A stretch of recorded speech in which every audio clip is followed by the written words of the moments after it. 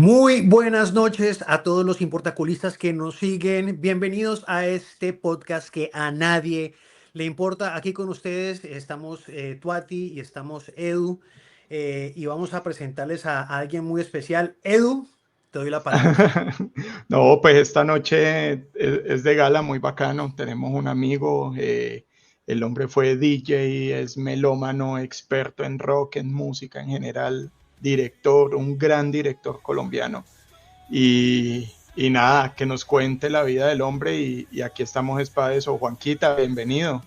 Juan Muy buenas Carlos noches, Díaz, muy buenas noches, Cristian y Edu. Pues es un honor estar acá con ustedes, qué chévere, Muchas gracias Juan. por aceptar la invitación ahí, Juan. con todo gusto. Ahí tenemos bastantes anécdotas pues de nuestra época, de cuando estábamos sardinos, o sea, hace unos 3 o 4 añitos nomás, ¿no? Atrás. De ayer nomás, sí, de ayer nomás. De ayer nomás y eso, el tiempo como pasa, hermano, cosa tan berraca. Sí, sí, Bien. sí. Eh, Juanca, comencemos con algo muy sencillo, algo súper fácil que todo el mundo puede expresar con mucha facilidad. ¿Quién es Juan Carlos Díaz? A ver, no, yo soy una persona, primero soy palmirano, siempre he sido orgulloso de decir que soy de Palmira, porque yo conozco palmiranos que dicen que son caleños los desgraciados. Yo soy palmirano y en Cotudo. Desde niño tuve una familia que ponía música todo el santo día, y ponían música era porque mi papá tenía una discoteca pues que era decente, o sea, tenía para ahí unos 200 vinilos, le llaman vinilos ahora, en esa época le llamaban LPs. Y entonces mi papá siempre de pequeñito me decía: Juan Carlos, anda a sacar ese disco y lo pones. Y en la casa hubo, por ejemplo, por parte de mi papá era más la música como Antillana, Trío Matamoros, Doña la Negra, Rolando la Serie. También se llegó en los 70 pues a escuchar salsa, entonces Oscar de León. Mi mamá era más del lado de las baladas, entonces por ese lado yo escuchaba a Piero, a mi mamá le encantaba Piero y muchísimo, y le gustaba, pero era lo favorito de ella, era la música colombiana, entonces había Garzón y Collazos. Siempre me supe todas esas canciones desde Pueblito Viejo, me las sé de memoria.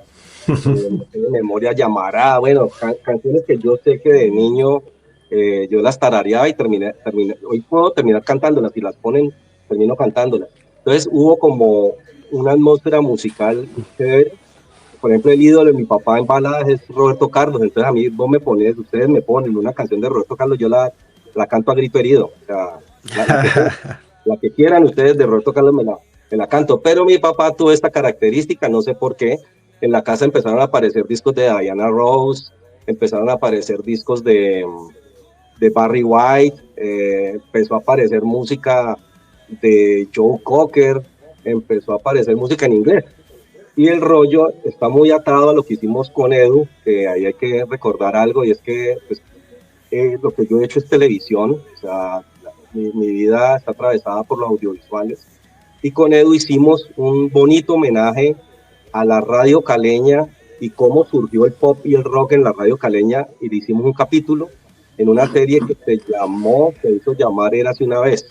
Entonces allí entrevistamos a Jaime Echeverry Loaiza y a Carlos Omar Saldarriaga, en ese capítulo contamos una historia supremamente interesante de lo que me pasó realmente fue a mí. O sea, lo que me pasó a mí es que yo empezaba a poner la radio y mis hermanas, que son, pues, no son tan lejanas en edad, me llevan unos 5 años, escuchaban muchas baladas. Ese era el pop de esa época: Camilo Sesto, Roberto Carlos, Julio Iglesias.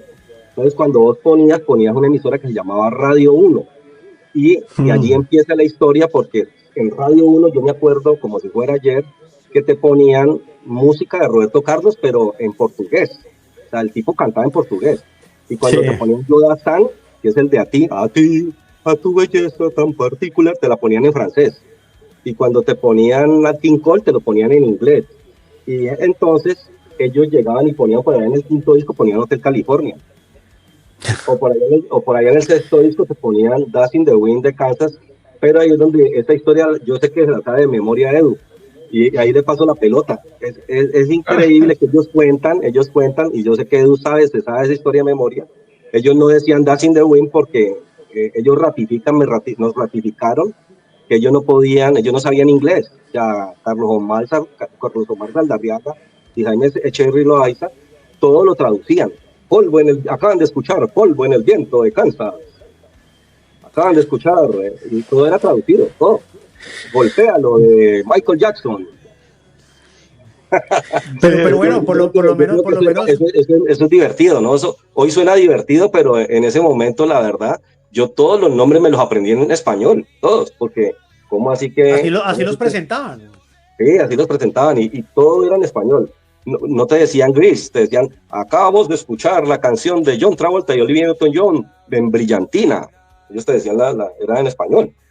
Entonces, esa historia la contamos con Edu en un capítulo que me parece que no se había contado nunca y que Carlos Omar y que Jaime dijeron, hágale, nosotros la contamos, no tenemos problema en decir que no sabíamos inglés, hágale. Pero bacano que las traducían bien, porque imagínate Brillantina, ¿cómo le pondrían en España? Las flipantes aventuras de Grasa, una rara. Grasas. ¿Has visto las traducciones de esos manes allá, güey? Sí. Se lo hubiesen cambiado, por ejemplo. Es que, mira que lo que pasa es que de ahí viene también un relato que lo contaron precisamente en el capítulo, que yo te lo llegué a contar también alguna vez, Chris. Es que la flota gran colombiana desde Japón alcanzaban a escuchar la radio que se transmitía desde Cali. Sí, entonces, sí me contaste. Entonces ellos trajeron música de Japón y pues pusieron acá una canción así de les mandaron un cassette desde Japón y pues ellos veían todos los kanjis, pues no entendían quién lo cantaba ni qué era lo que cantaba, y aquí se inventaron el nombre de la canción, que era Akaina Akamoto, Amor japonés. Amor japonés. Y no era ni Akaina Akamoto y ni Amor japonés, eso se llama Recuerdos, ¿cómo es que es? No, eso tiene un nombre que no tiene nada que ver. Sí, se llama... Y lo mejor es que ustedes buscan en YouTube, noche, algo así. Ustedes buscan en YouTube Amor japonés de Akai Nakamoto y sale. O sea, el nombre que terminó imponiéndose fue el que pusieron ellos, el que puso Jaime Echeverry Loaiza. Y era en Radio 1, ponían canciones en japonés. Como les digo, o sea, uno escuchaba a Joe Dassin en francés, a Roberto Carlos en portugués, al que fuera en su idioma original.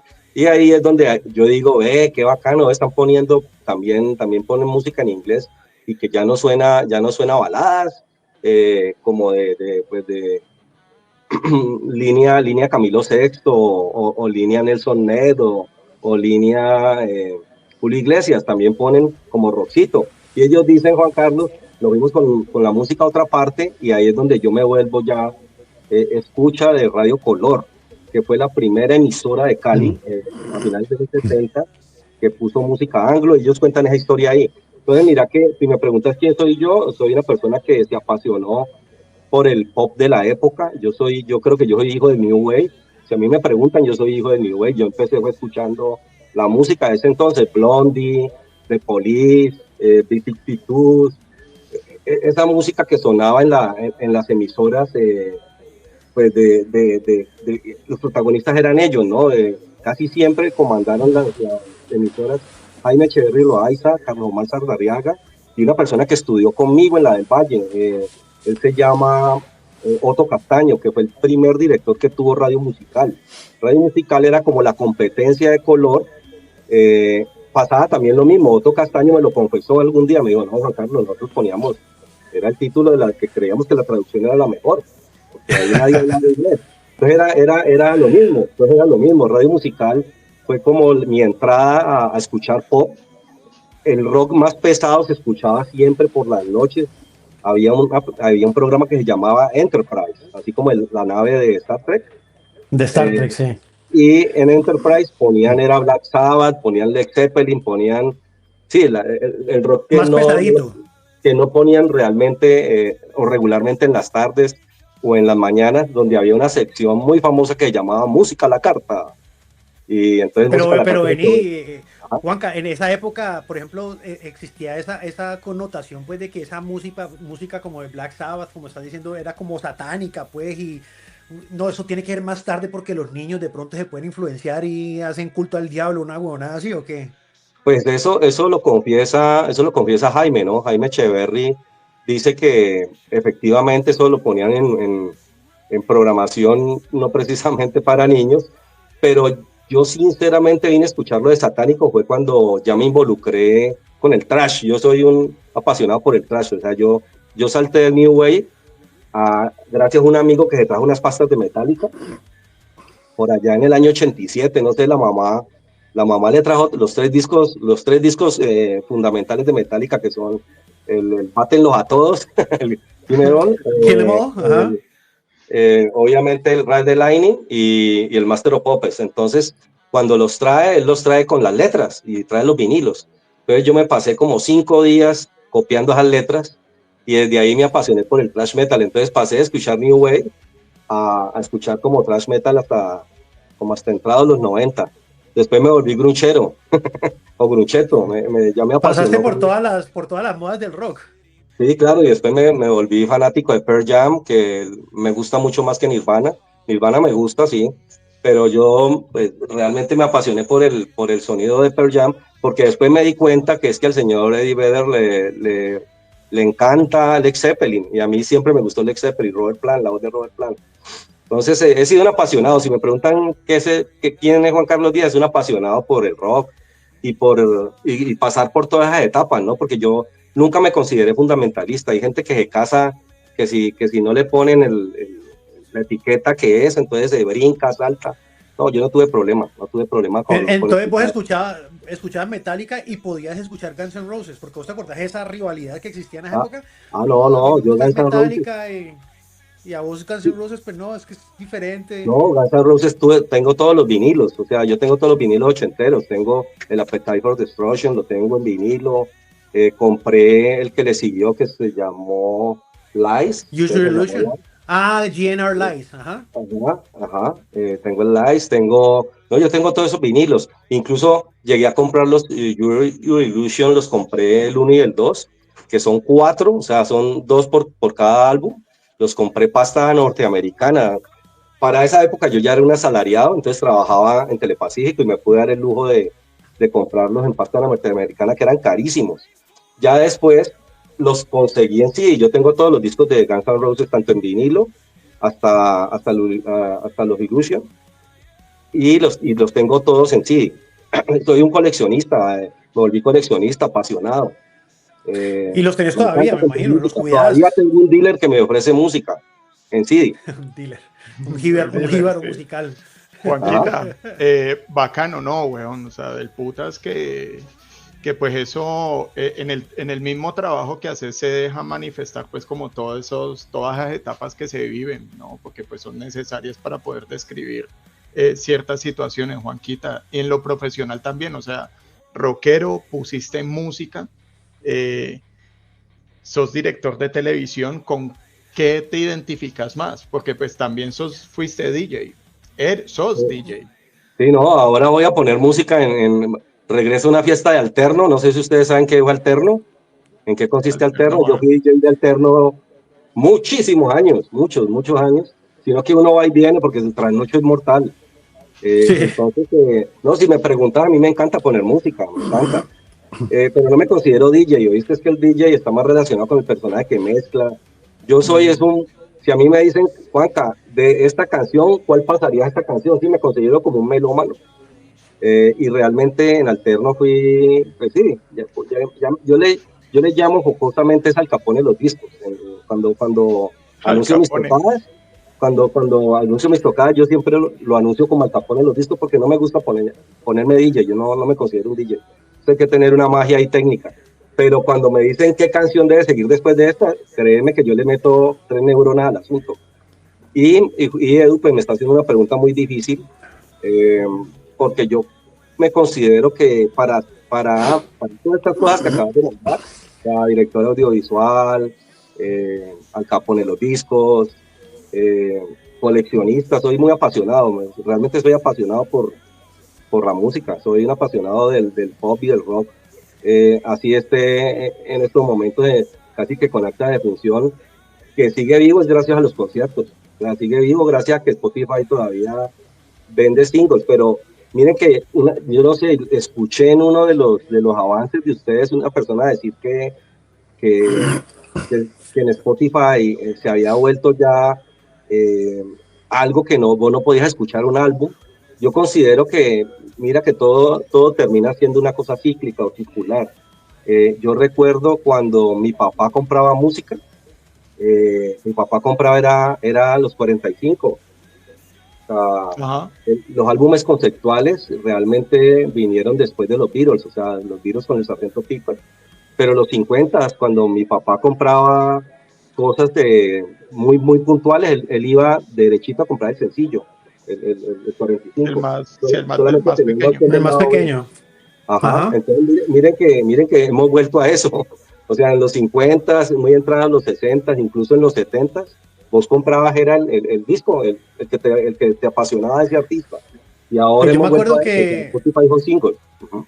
uno en Estados Unidos siempre, cuando iba a las tiendas de música, vos conseguías siempre el CD, pues el LP, que significa long play, que tiene todo el Ajá, trabajo, entre 10 y 15 canciones por lo general, y conseguías los sencillos de las canciones que más pegaban siempre. El CD con una o dos canciones, o de pronto ponían la versión original y una mezcla o con algunos cambiecitos.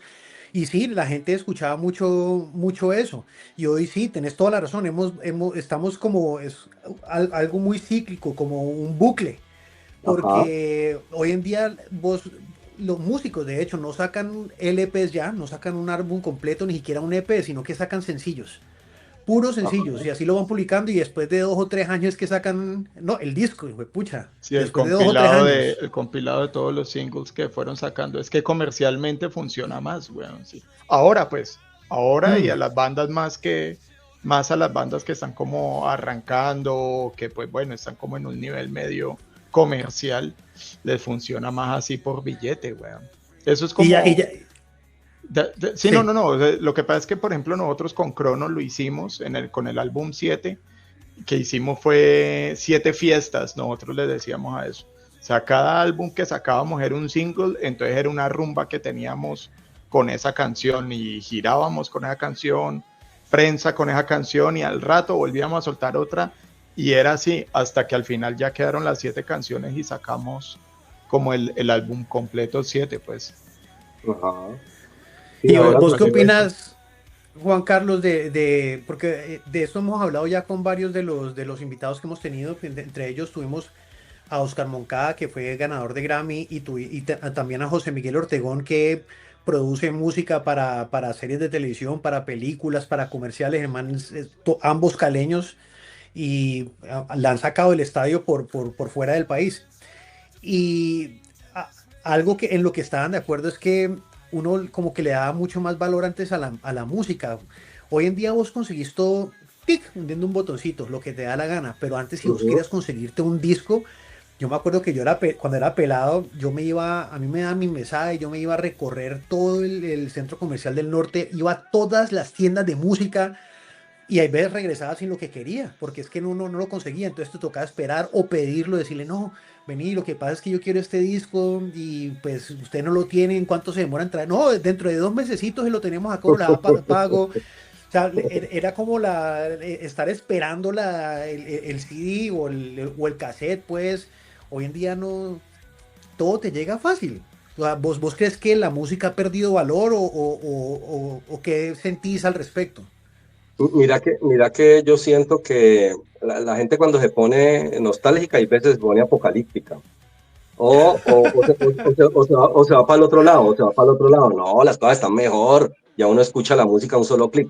Yo pienso que uno debe estar como en la mitad.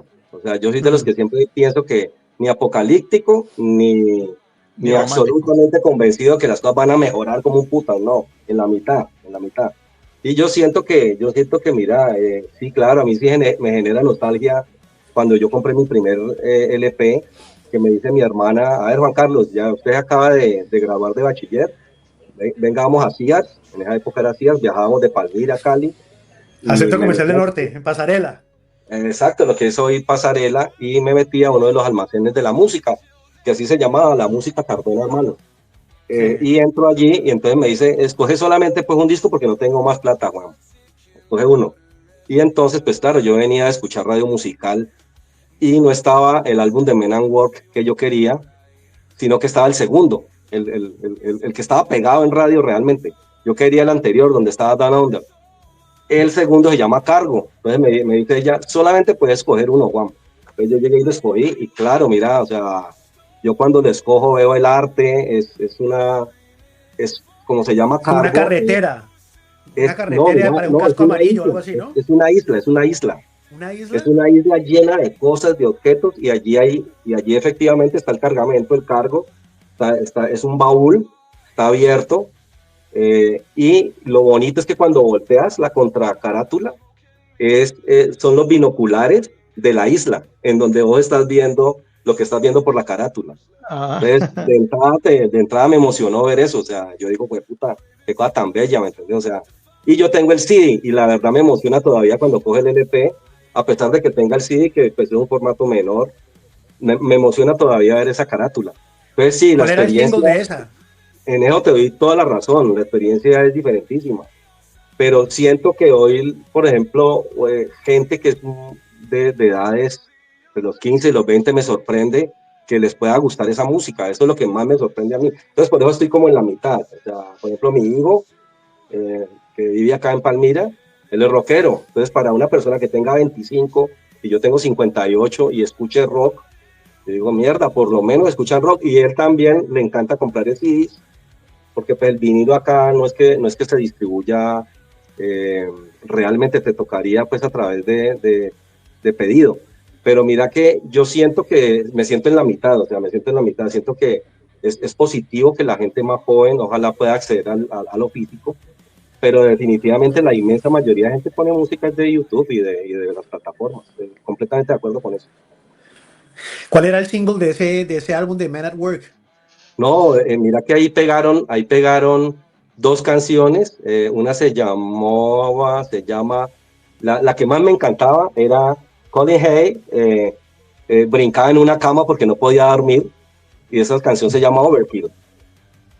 Esa canción es That I Can Get to Sleep.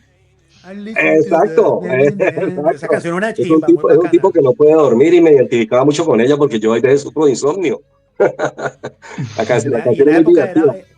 era muy bacano porque uno en esa época ponía radio y a esa hora, 12, 11, 12, 1 de la mañana, es que ponía música súper bacana y algo diferente a lo que ponían en el día. Yo me gozaba mucho los programas a esa hora.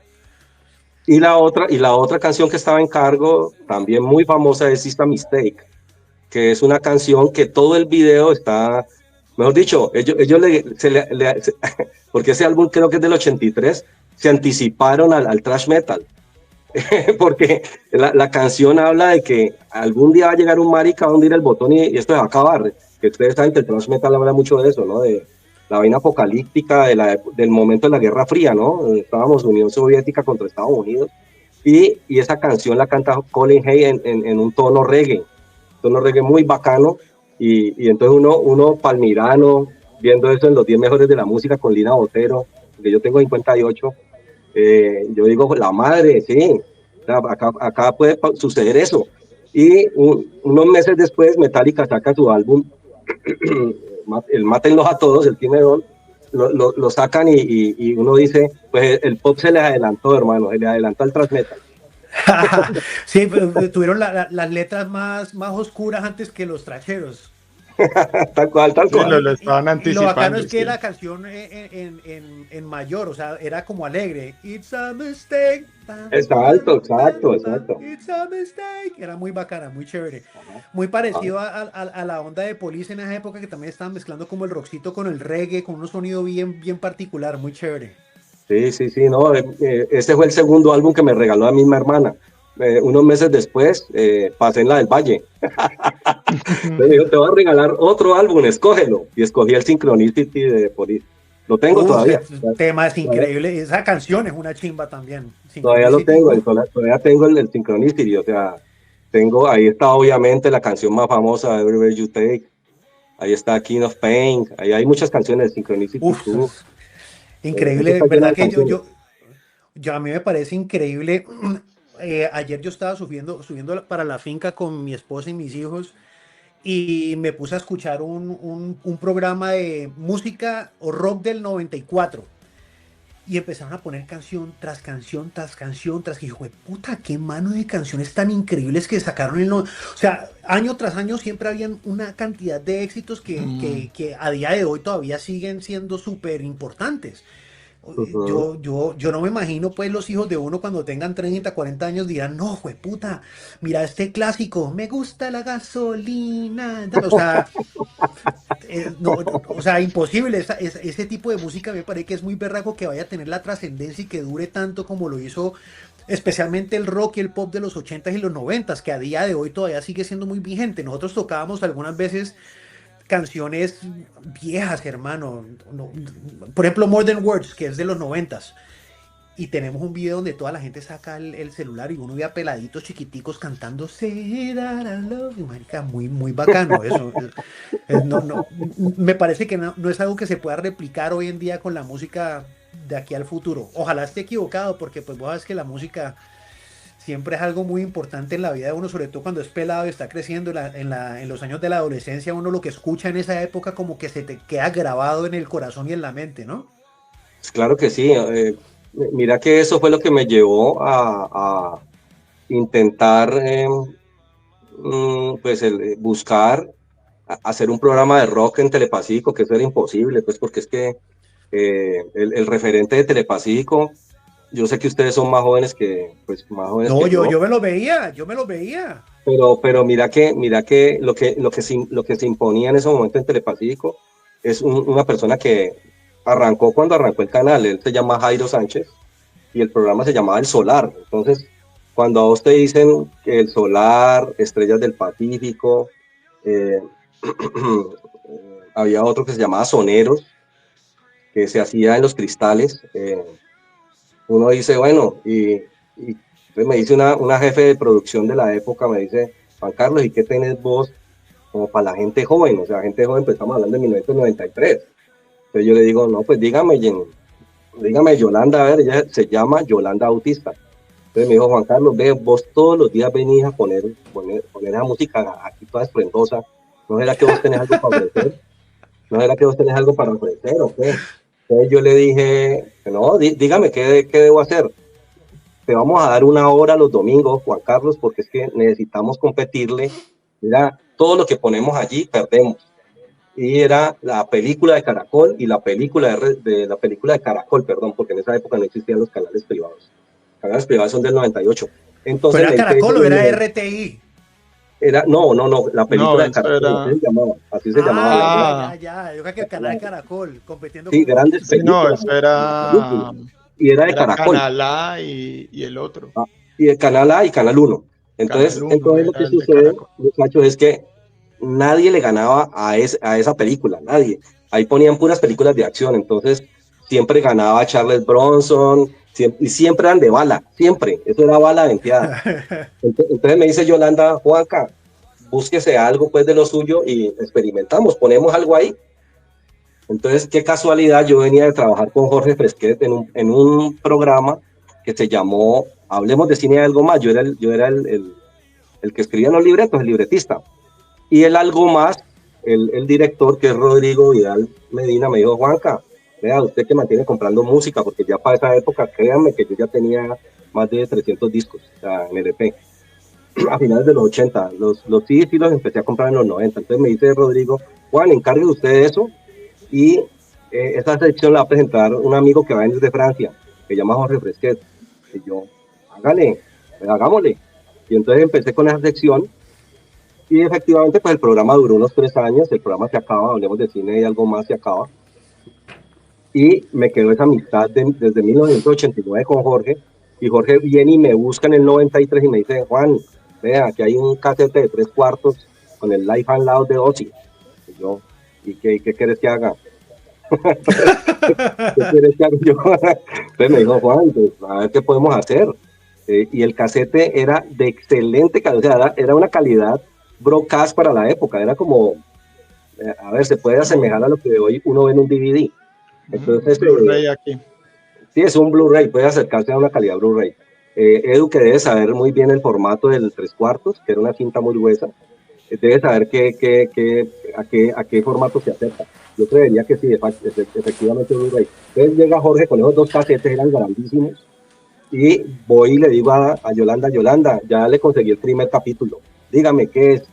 Entonces Ozzy Osbourne, y pues Yolanda es una mujer mayor que yo, ya sabía que es Black Sabbath, y dice, vamos a presentar esa vaina aquí. Yo le digo, bueno, Yolanda, a ver qué tal nos va. Y entonces pues yo edité ese programa y puse a presentar a Jorge. Pues Edu, que ha editado conmigo, sabe que un programa de 1 hora puede llegarse a determinar que son 4 bloques. Entonces Jorge salía 4 veces, siempre abriendo y soltaba los videos, siempre abriendo y soltaba los videos. Y Blue Jean se caracterizó porque es que pasábamos, era conciertos, realmente el fuerte nuestro eran los conciertos.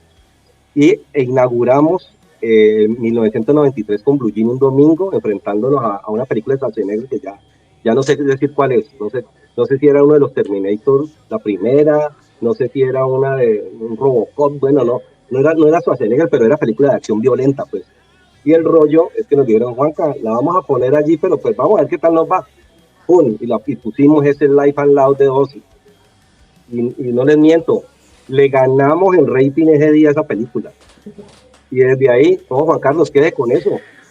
Pero eso será que fue por la... ¿Será que es porque era el factor diferencial? Porque pues en esa época vos no veías rock. Yo me acuerdo que eso en qué año fue, ¿88? No, es exactamente, mira, el Life and Loud es del 93. No, el programa. No, por eso, es que Jorge, él tenía una gran, digamos, como una gran relación con medios, porque él escribía la columna para El País, su columna de rock. Entonces a él le regalaban la música y le dijeron, Jorge, ¿qué podemos hacer con estos 2 casetes? Ve. Entonces Jorge dice, no, pues espéreme, yo hago un contacto con un amigo en Telepacífico. Ese amigo era yo, y el programa nace en el año 93, o sea que estamos hablando hace 32 años, y ese domingo le ganamos a la bendita película de la semana, que creo que así se llamaba, la película de la semana.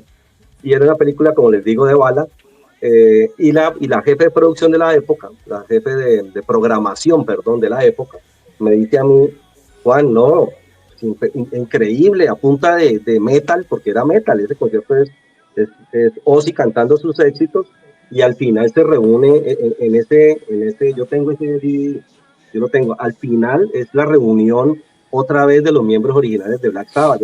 Entonces, claro, eso fue un éxito, o sea, el programa arrancaba a las 10 y se acababa a las 11. Y Nielsen, que era el que medía el rating de esa época, dijo que digamos como que el público se sostuvo durante los 50 y pico de minutos que duró el programa. Entonces, como fue un golazo, pues me dejaron con Blue Jean, y Blue Jean duró, muchachos, cerca de unos 13 años. 13 años duró Blue Jean. Bastante. ¿Y Blue Jean entonces fue netamente presentar los conciertos o hubo música en vivo también en estudio? Bueno, esa es otra parte de la historia. Llega otro gerente y me dice, Juan, venga, usted porque pues usted ya demostró que tiene un público cautivo los domingos en la noche. ¿Será que es que yo quiero crear una franja que sea juvenil? Ese rector del colegio se llama Luis Guillermo Restrepo. Luis Guillermo Restrepo me dice, Juan, es que los quiero mandar por la tarde, a Luis lo quiero mandar por la tarde. ¿No será que vos te conseguís bandas caleñas y las grabamos acá y vos te encargás de grabarlas? Y yo le digo, pero eso requerimos plata, gerente. Él me dice, no, lo que haya que hacer, el caso es que, porfa, sosteneme tantos capítulos. En ese momento creo que eran alrededor de 30 capítulos. O sea que me tocó conseguirme muchas bandas para llenar una hora, de emisión, y los empezamos a pasar un día a la semana. No recuerdo el día, la verdad, pero fue por las tardes. Y no lo pusieron, y ustedes no lo van a creer, porque yo creo que ustedes sí son de esa época. No lo pusieron a la misma hora de los Caballeros del Zodíaco. Todo el mundo dijo, no, Juan Carlos, hasta ahí se llegó la dicha, huevón. Caballeros del Zodíaco los cogen a ustedes y les dan los vuelven papilla. Y imagínense, muchachos, que le ganábamos a Caballeros del Zodíaco, hermano, le ganábamos un programita hecho en Cali, que pasaba rock por las tardes con bandas caleñas. Por ejemplo, allí surge el embrión de Superlitio. Allí surgen muchas bandas que hoy se acabaron. O sea, que ese es el gran, yo pienso que es una de las cosas que me queda muy claro, ¿no? En Cali, las dos únicas bandas que han existido desde que yo hice Blue Jean en esa época son Cronos y Superlitio. Superlitio no existía para el año 97 como banda al inicio del 97, ellos se fueron formando a finales. Pero yo logré poner varias bandas que fueron embrión de Superlitio, como que Cabra, y bandas que yo ahora no recordaría muy bien los nombres. Había una que yo sé que ustedes pueden estar riendo, era una de las líneas de la canción de Red Hot Chili Peppers, hombre, esta balada famosa que está en el, ¿cómo es que se llama esa canción? Under the Bridge. Under the Bridge, la canción, espérate, la busco y me acuerdo de inmediato el nombre de esa banda, pero ella le pusieron ese nombre burlándose de que ellos no pronunciaban bien el inglés. Aquí la estoy buscando, muchachos. Sí, de hecho esa era una de las preguntas que te iba a hacer. ¿Qué bandas hicieron a conocer en tu programa? Ya pues con Cronos y con Superlitio, pues obviamente dejar la barra súper alto, ¿no? Sí, no, es que Cronos ya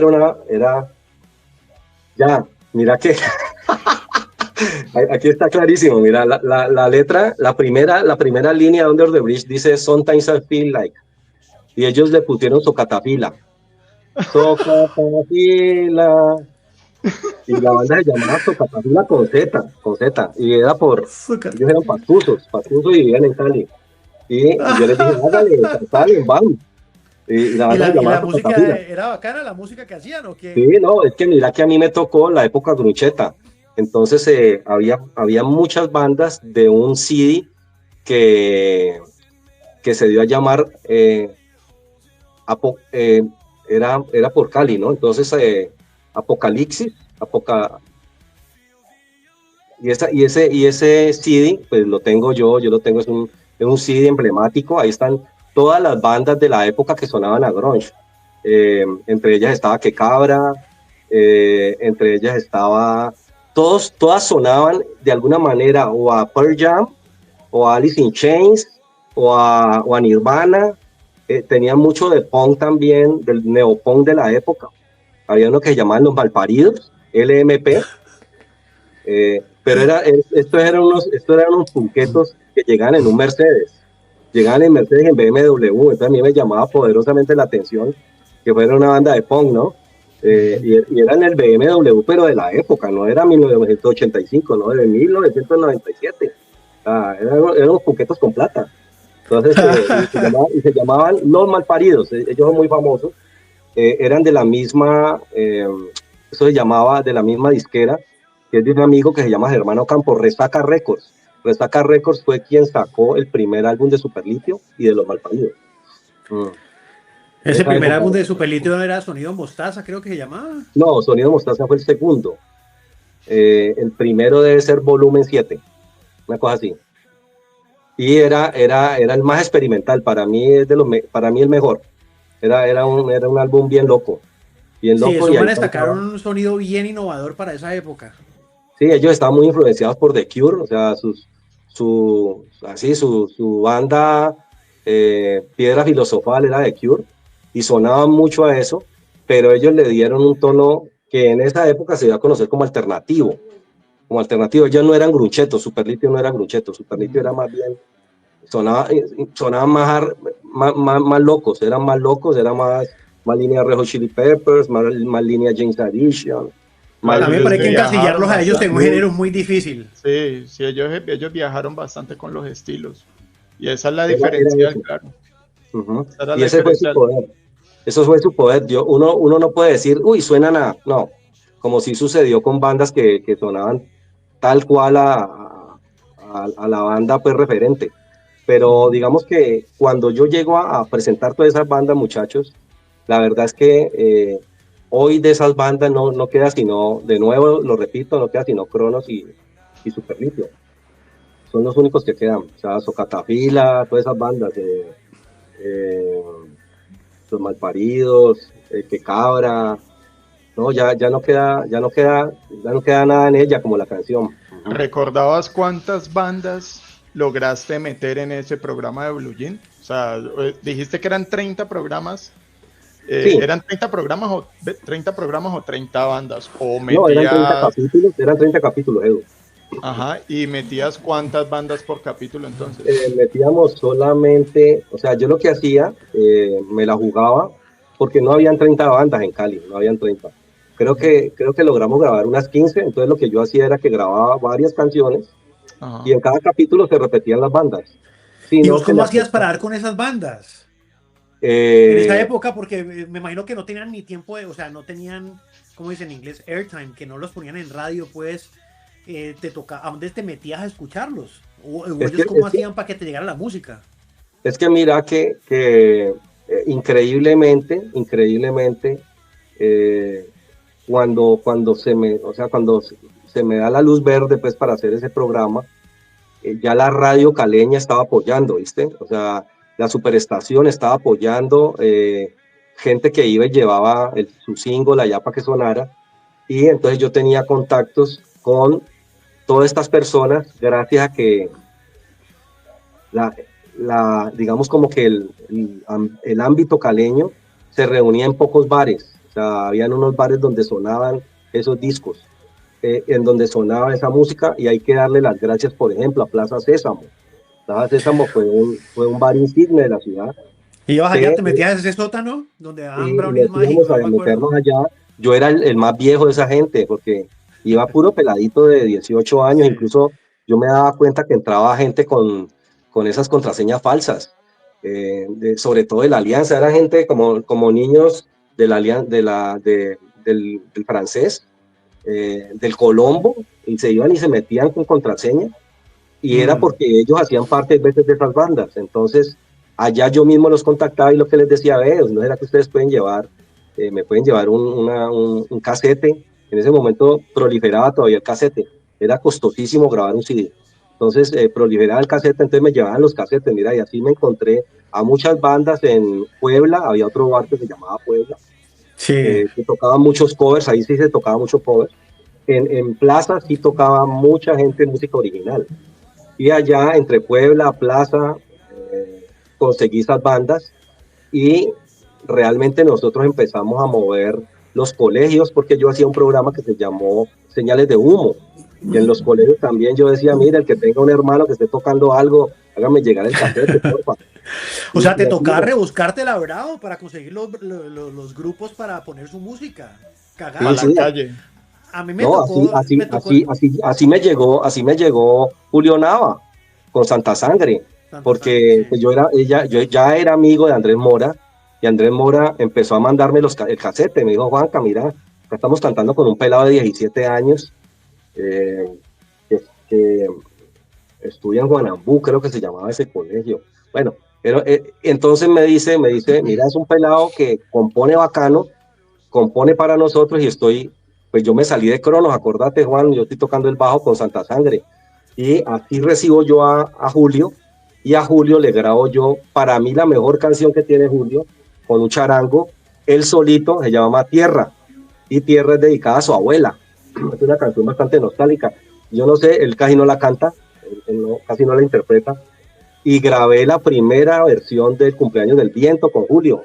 Me conseguí un parapente, y lo hicimos al estilo Unplugged en TV, muy, muy bonito, eso fue muy bonito. Obviamente ustedes lo ven, y pues la foto eran cámaras 3/4 de la época, no se ve tan chévere, Sí, pero pero eso era le en un metimos. teatro, ¿no era? No, era en el estudio Telepacífico. El estudio Telepacífico Ah, lo grabábamos a 3 cámaras, y Telepacífico para ese momento, si tenía 6 micrófonos, era bastante. Entonces era una locura grabar eso, era una locura. Y Julio con Santa Sangre sale por primera vez en Blue Jean, año 97. ok, bien. Eso Mira fue en la que, época antes de que la payola se volviera regla, porque mm, después, yo me acuerdo que en el 2000 conseguir que te pusieran en radio era jodido, hermano. Yo me acuerdo que eso, uno llegaba ya, mira, trajimos un trabajito pues para que lo escuchen. Y, bueno, ¿y cómo voy yo? Y uno era como que, ¿cómo así? No entiendo. La el famosa CBY, payola. el Sí. CBY. Sí, ¿no? Y es que lo que decían ellos en ese tiempo, yo recuerdo un man, fue pucha que yo no me acuerdo, que Héctor, el hombre era de Radioactiva, el hombre me dijo que lo que no suma resta. Entonces que simplemente que ya no ponían de esas bandas y ya, entonces yo como que, uy, pucha, si era tremendo. Juanca, nosotros en este momento, pues bueno, para hacer televisión nos vemos enfrentados a hacer un montón de derechos, más cuando se hace música, eso, la vaina burocrática es completamente larguísima, pues ya hay que pedir permisos, derechos, y eso es una vuelta de vaya y venga. En ese momento, o sea, ¿qué restricciones existían en ese momento para hacer un programa de música en televisión? Mira que era absolutamente laxo todo era laxo. O sea, yo grabé a Jorge Bresquet cantando con Caos. Caos fue su banda de cover. Eh, Jorge, que para mí es es un amigo de toda la vida. Lo conozco precisamente desde cuando Rodrigo Vidal me dice, Juanca, vea, le presento a Jorge Bresquet, acaba de llegar de Francia, estudió técnica vocal. ¿Qué tal? Desde 1989 conozco yo a Jorge. Eh, Él se cantó cualquier cantidad de covers con Caos para Blue Jean. Como Jorge lo presentaba, entonces, grupo que no me llegaba ese día a grabar porque incumplían, o no les llegaba la batería, o no les llegaba la guitarra, o no les llegaba el teclado. Yo me acuerdo que teníamos hasta un canje con un local que se llamaba Pianísimo. Pianísimo nos prestaba todos los sintetizadores que ustedes quisieran, todos los que ustedes quisieran. Si la gente quería un sintetizador que sonara un Rose, se lo traían. Si querían un sintetizador que sonara música electro, se lo traían. Entonces, era como, o sea, Blue Jean para la época fue como un gran experimento, me gustó mucho. La televisión pública en ese momento era un gran experimento, era lo que yo siempre he creído que es la televisión pública, ¿no? Son como hacer pilotos que nadie más te va a dar esa plata, nadie, porque ahorita las inversiones son muy precisas, tienen que estar salvaguardadas, tenés que pasar como 40 veces eh, qué vas a hacer, qué vas a contar, qué vas a narrar, en dónde vas a meter la plata.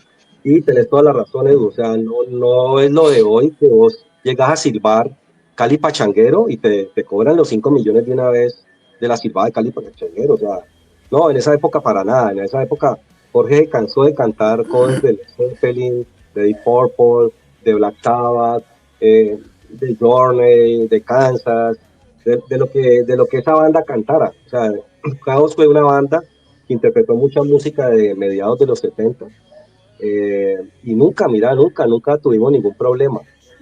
Tengo entendido, Edu, Cristian, que ese contenido fue digitalizado por Telepacífico. Lo pueden poner porque cualquier material grabado antes del 2004, si tú no le haces ni un solo corte, lo pueden volver a pasar enterito. O sea que podrían volver a escuchar a Jorge, ver cantar todos estos temas en inglés sin ningún tipo de problema legal. Pero con lo que les acabo de decir, tendrían que pasar todo el capítulo completo sin fragmentarlo y sin ningún tipo de sin corte. los comerciales. De hecho, Blue Jean con las bandas famosas lo pasaron hasta hace un poco. Casi siempre arrancan, por ejemplo, enero y meten Blue Jean.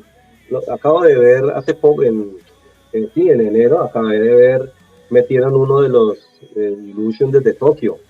Lo metieron completico. Jorge tenía allí 30 años. Acaba de cumplir 30 años. Entonces, siento que sí, hoy las normas se han radicalizado. O sea, hay cada vez más entidades que te cobran. Hay ya entidades que te cobran por los videos. O sea, primero fue Psycho Asimpro, que te cobraba por composición. Después entró Acoden, que te cobraba por grabación. Después hay una empresa que está cobrando ahora si metes un video específico de un artista. Ellos le reconocen a la empresa que hizo ese video también. Entonces ya son 3 entidades que te tenés ahí atrás si vas a intentar pasar música con derechos, ¿no? De autor. Pues pucha, eso sí ya es bien complejo, sí, es que en los derechos musicales nada más pagados, o sea, se va un montón de plata de producción nada más. Se nada me, más poniendo. Ortegón nos está diciendo en un capítulo anterior que para producir una película o una serie, el 30%, a mí me sorprendió mucho eso, el 30% del presupuesto va para la música, hermano. Eso ya es Sí, una cantidad ridícula de plata, hermano. sí, sí, sí, sí, sí. Sí, porque pues Edu que ha trabajado conmigo, eh, hay un derecho con la música que se llama a perpetuidad.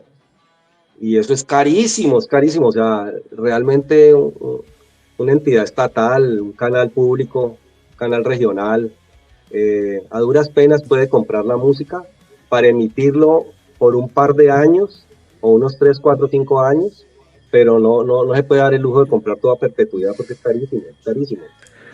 Ujú. Y cagada porque en ese sentido, si sacan un programa que fue muy bacano y compran los derechos a 4 o 5 años, después de eso no pueden volverlo a poner porque se joden o toca volver a comprar, a renovar la licencia. O cambiar la canción. O cambiar la Bueno, canción. de eso también estuvimos hablando, que hubo un programa que se renovó, José nos dijo, y que les tocó volver a cambiar toda la música y que la gente dijo, no, pues ¿cómo así? Si a nosotros nos gustara la música original. Sí, no, y Ese tema es bien complicado. eso hasta en los videojuegos pasa, en Grand Theft Auto, ya ahorita se están enfrentando en ese problema, porque los derechos de la música ya se les acabó, entonces ellos ya están ahí, ¿qué van a poner? En vez de todos los artistas reconocidos que uno escuchaba, ahí ya qué van a poner. Sí, en todo es eso, o sea, o uno simplemente le toca es cambiar la música y, pues puta, o le cambia el ritmo a todo, ya a ver uno qué hace. Claro, sí, Sí, sí. porque uno está muy acostumbrado. Juanca, Blue Jean, comentaste pues que hiciste señales de humo también con la intención de convocatoria de bandas, ¿sí o qué? También, sí, claro que sí. Lo que sucede es que cuando me dicen lo mismo, me dicen, Juanca, ya que funcionó Blue Jean, vos no podrías meterte con los colegios de Cali, hacer algo con los colegios de Cali. Y entonces, para ese momento, que es el año 95, estamos hablando exactamente hace 30 años, para febrero del 95 sale al aire Blue Jean, sale al aire Señales de Humo, perdón. Señales de Humo es un programa que lo hicimos un grupo de personas, como debe ser la televisión, o sea, la televisión debe ser un equipo. Ahí trabajábamos desde, ese programa tenía un copy que es el señor Quique Pombo, tenía un gran fotógrafo que es el señor Quique Vázquez. Eh, yo fui nombrado el director porque me decían, Juanca, como eso vas a seguir teniendo música y como eso va a seguir teniendo ese rollo del formato, le apostamos a que vos seas el que arme el formato, pero vos el que tenés muy clara es la música que va a salir en cada capítulo. Y lo que pasó es que ese programa, digamos que se convirtió en un hito porque nadie creía que le íbamos a ganar a los Caballeros del Zodíaco, o sea, nos mandaron ahí fue a morirnos. Dijeron, Para vayan para que la Salerno, quemaran. van al frente después de, mejor dicho, enfrentado al Caballero del Zodiaco. David Y, y y, lo que Goliat. sucede, y lo que sucede es que esa fórmula siempre ha funcionado, muchachos. O sea, yo siempre considero que Telepacífico, los canales regionales, los canales públicos, siempre tienen que tener presente que, pues a ver, ¿en dónde más van a mostrar ustedes a un niño de un colegio del estado como Santa Librada, sino en Telepacífico, sino en un canal local? Porque pues Netflix no creo que vaya a darle voz a un estudiante de Santa Librada, ni le va a dar voz a un estudiante de un canal, de un colegio privado. ¿Por qué? Pues porque son caleños, o sea, y ¿quién más que un canal público? ¿Quién más que un canal local para darle la voz a todos esos chicos? Entonces, nosotros lo que hicimos es, vamos a hacer un jueguito. El jueguito va a ser que en cada capítulo, los chicos de un colegio, que casi siempre eran de décimo y de 11, van a descubrir qué juego, qué concepto estamos trabajando. Entonces, era exactamente como era de media hora, eran tres bloques. En cada bloque finalizaba un video de rock o de pop subtitulado. O sea, teníamos un primo de Quique Vázquez que era gringo. En esa época no existía internet, no existía absolutamente nada que nos pudiera posibilitar la ayuda a A transcribir, traducirlo. a subtitular esos videos. Eh, Y cuando empieza Señales de Humo, nos damos cuenta que necesitamos ese traductor. Entonces metemos allí al primo de Quique, que él se llama, ay hombre, creo que es Jorge, se llama como que, eh, bueno, el caso es que empezamos esa vaina loca, y el rollo es que cuando la gente empieza a dar cuenta que íbamos a los colegios, eh, pues eso se volvió popular, o sea, se volvió absolutamente masivo. Masivo el que, uy, pues ya viene para acá Señales de Humo, y todos los colegios nos abrieron las puertas. Puedo nombrar solamente un colegio que no nos abrió las puertas, o sea, lo puedo nombrar, todavía me acuerdo de él. Nunca el Colegio Bolívar quiso que lo visitáramos. O sea, de resto, Yo estudié allá, vea. colegio que de respeto, allá estuvimos, o sea, era increíble, no fue tan bien, que ese proyecto duró 3 temporadas. La última temporada ya era tan reconocido el programa, incluso a nivel nacional, que se lo llevaron en su momento para City TV, cuando City TV hacía parte eso era como una franquicia canadiense, que eran los que hacían Mosh TV, Mosh Music, creo que se llamaban. Esto era una franquicia, y ellos dijeron, mándenos el programa para acá porque tiene 3 videos subtitulados, les encantó esa idea. Y nos llamaron de Manizales, Telecafé, y nos llamó Teleantioquia, que estamos hablando de que, pues, por favor, 1995, 1996, No, 1997. y musical y de esa música, o sea, tan bacano que tuvo como esa dispersión. Ajá, entonces mira que Ahorita que pase eso era, ahora es jodido. no, eran los chicos de Cali hablando acerca de conceptos que tú nunca veías a los chicos hablando de conceptos, o sea, casi siempre se asociaba la adolescencia al puberto tonto diciendo bobadas, casi siempre que se hacían programas de adolescentes eran cosas superfluas. Acá no, acá los chicos los invitábamos a pensar qué quiere decir esa frase, cuál puede ser este concepto, qué opinas de este filósofo, qué crees que significa este refrán. Los chicos salían diciendo cosas maravillosas. Obviamente, pues no faltaba el que se escachaba, pero el rollo allí era que cuando prendían el televisor veían gente de Cali, media hora, y eran estudiantes, y siempre estaba el crédito del colegio. Entonces se le daba crédito al colegio, y ahí, eso es tan viejo que hay gente que es reconocida, que por ejemplo la protagonista de 100 años de soledad, de la señora Iguarán. La protagonista de 100 años de soledad, ella es una estudiante egresada de la Universidad del Valle. Nosotros la entrevistamos en un colegio que se llama Nuestra Señora del Chiquinquirá. Y ya les voy a decir exactamente. Ella es, lo voy a buscar, muchachos, disculpen porque no tengo la... Dale. La que hizo de Úrsula.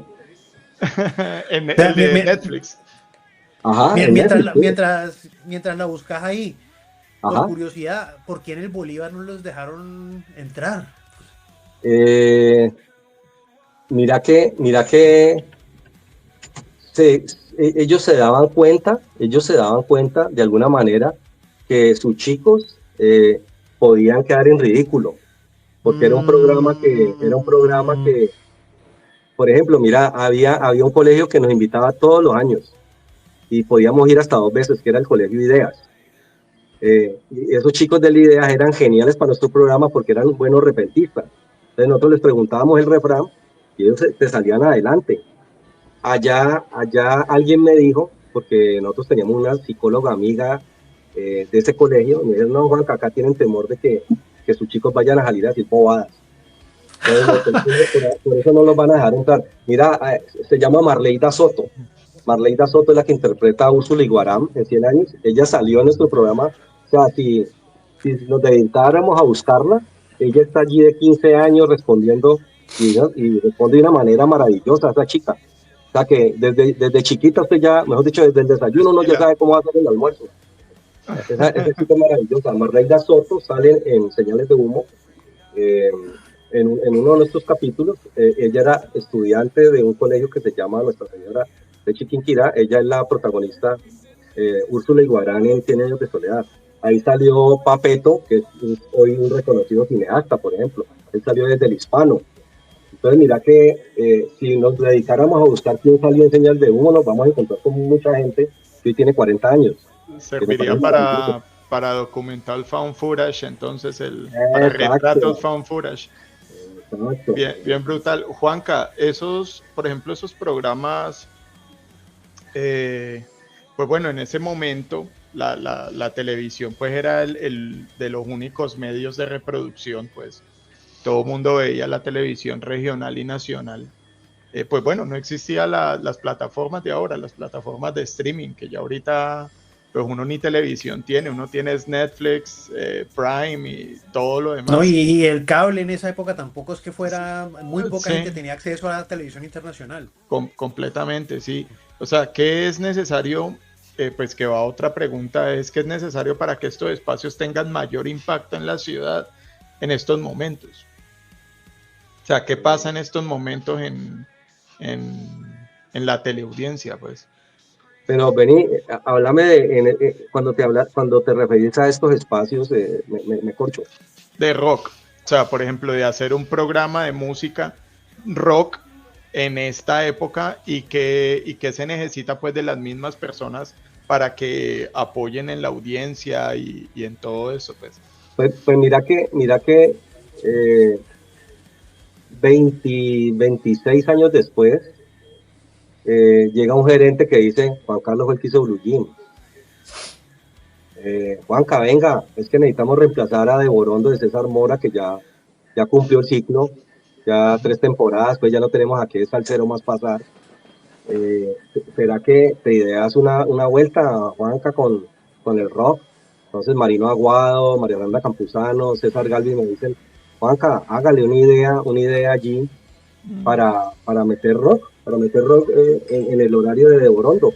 Y era por la noche, el horario era jueves después de las 6:30 de la tarde, eh, para el año 2019, muchachos. Entonces, sí, no es tan cercano, Edu, no es tan cercano, pero puedo responder a tu pregunta por ese lado. Entonces Sí. me dicen, Juanca, ¿qué vas a hacer allí? Y fue la misma expectativa cuando Blue Jean se enfrentó a las películas de acción, ¿me entendés? O sea, nos veían, pero en la mala, ¿no? Marcando cero, a las 6:30 un jueves. Entonces, lo que sucede es que yo digo, vamos a tratar de contar la historia del rock caleño a través de bandas que estén vigentes, que sepamos que están en el radar pues nuestro.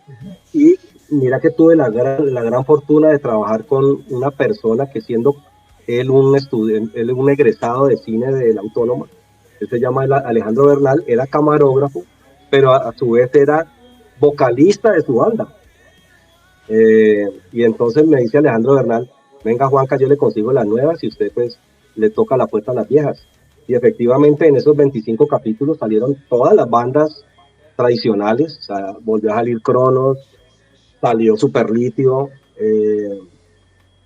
salió, esta banda de metal, salieron 2 bandas de metal emblemáticas, salió Estado de Coma, Legend Maker, salió Legend Maker, salió esta banda este man de las patillas, hombre, qué pena con él. Pero es una banda también noventera, y salieron las bandas que estaban en ese momento para el 2019 sonando. Y miren lo que vuelve y pasa otra vez. Entonces, mira, Cristian, que tú creo que le apuntaste donde era. Cuando tú ofertas algo que la gente no espera, la gente termina prendiendo el televisor, hermano. O sea, así hoy la gente esté pegada de Netflix o de Prime o de los otros canales de HBO o de Max, perdón. La gente, yo creo que dijeron, rock a las 6:30. Vea, una vez sacamos 7 puntos con una banda que se llama Los Hot Pants. Y todo el mundo decía, Juanca, ¿pero qué pasaste ahí? ¿Pasaste un striptease? ¿Qué pasaste? ¿Una pista de OnlyFans? ¿Qué fue lo que pasaste vos ahí? Y yo, no, una banda que se llama Hot Pants. Hot Pants.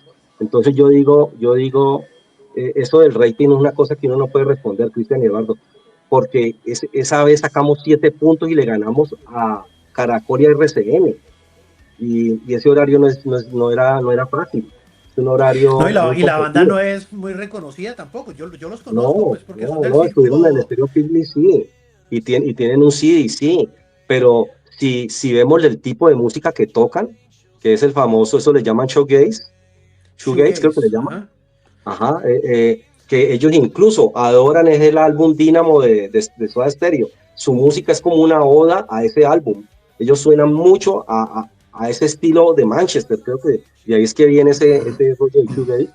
Y yo digo, eran canciones de 7 minutos. Entonces, ¿cómo ese grupo puede lograr sacar 7 puntos de rating en el 2019? Que eso era un sacrilegio, porque Telepacífico cuando marcaba 3 era con 3 o 4 o 5, era con los noticieros. Entonces, me parece que el rock hay veces tiene eso, ¿no? Hay veces tiene eso, o sea, dicen, no nos esperamos que haya un artista a las 6:30 de la tarde un jueves, pues veámoslo. Y la verdad el rating fue bastante benévolo con nosotros, nunca matamos cero, la verdad nunca. Vení, y por qué precisamente con ese grupo les fue tan bien? Cagada eso, porque pues vuelve y juega, ¿no? O sea, ¿hubo algo particular en ese episodio que la gente de pronto la haya enganchado? No, nada, mira, eran canciones de verdad, las canciones más cortas eran de 5:30. Eh, de hecho, yo me ideé el formato que fue el siguiente para ese programa. Yo los primeros 15 minutos eran bastante largos, yo no presentaba la canción hasta que los integrantes de ese grupo o de un grupo me contaran qué escuchaba el papá y la mamá en su casa. Y entonces ellos empiezan al minuto 1, el programa empieza así. No, en mi casa era pura plancha. Y el que sigue, no, en mi casa era puro Darío Gómez. Y poníamos los álbumes de Darío Gómez, o sea, en pantalla, en la edición del programa. Poníamos las portadas de toda esta música que escuchaban los papás. Y entonces es donde me doy cuenta, muchachos, que la gran mayoría de grupos que yo entrevisté, en su familia de rock no escuchaban. Y la gran mayoría de los grupos que yo entrevisté, muchos venían era de provincia, o sea, no eran caleños raizales. O sea, las bandas más rockeras, la gente venía de Río Frío, venían de Buga, venían de Palmira, Estado de Coma, los dos vocalistas son de Palmira, los hermanos Cortés. Entonces, yo siento que es como un cúmulo no sé si llamarle de buena fortuna, el que haya hecho yo un programa que hay que decirlo rotundamente, Julio Nava para ese momento tenía yo creo que tenía en ese momento casi como 1 millón de seguidores. Entonces él cuando colgaba el capítulo en su Instagram o en Facebook, de verdad que lo seguíamos. El cabezote que hice El alboroto, sí. para el alboroto, que es donde sale Edu sale al lado de Julio Nava, él va ahí caminando, eso fue planeado y fue planeado a través de redes. Julio llegó y puso en redes, hoy viernes a las 7 de la noche, presentación gratuita de Julio Nava, allí en la esquina del Boulevard.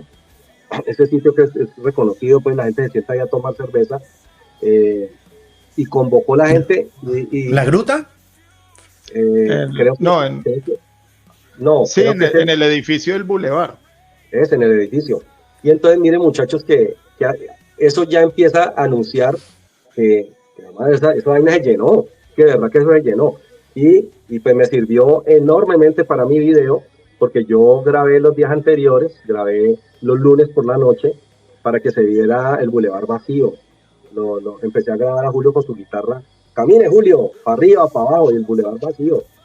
Le canta una señora, después le canta unos muchachitos, el Boulevard vacío, pero ya cuando va Edu, y va con el que era su cuñado de ese momento, van los tres caminando, ya a las 7 de la noche ese Boulevard estaba pero full.